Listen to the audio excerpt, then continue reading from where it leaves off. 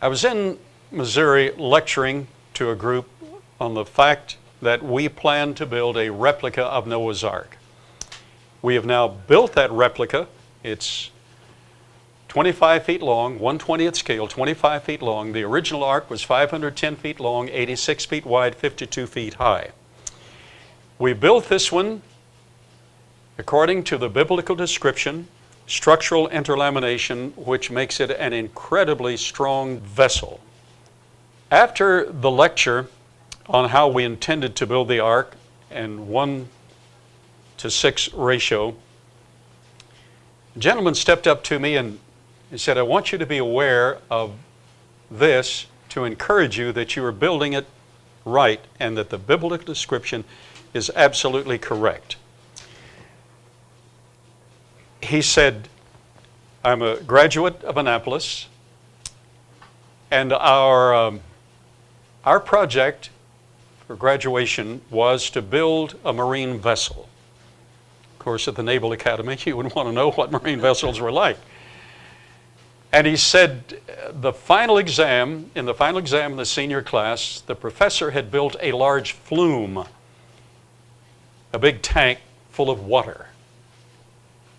And he said, I want you to divide yourself into cell groups.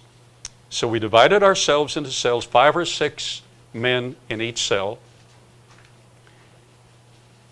And he said, I'm just going to give you a length. I want you to build in the next 6 weeks a marine vessel that long.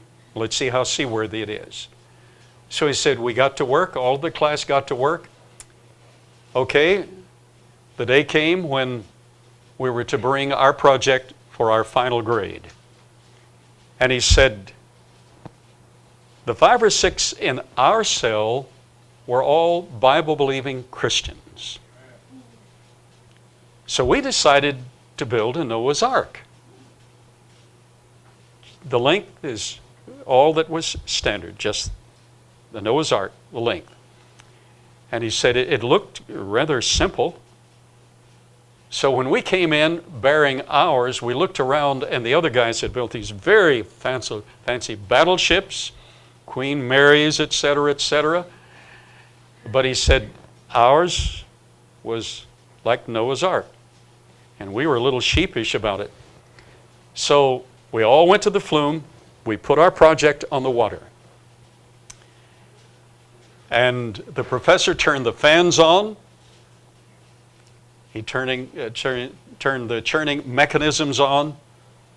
And he said in 10 minutes, every vessel except one was at the bottom of the flume.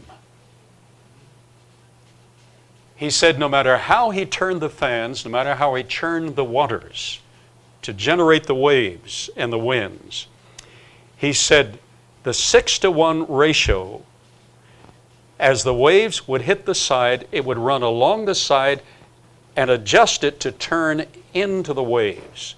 When he changed the waves engineer in another direction, it automatically adjusted and it remained stable in all of those waters. So I think we need to start reading the Bible a little more and recognizing that it is more than old wives' fables and old men's tales around a campfire.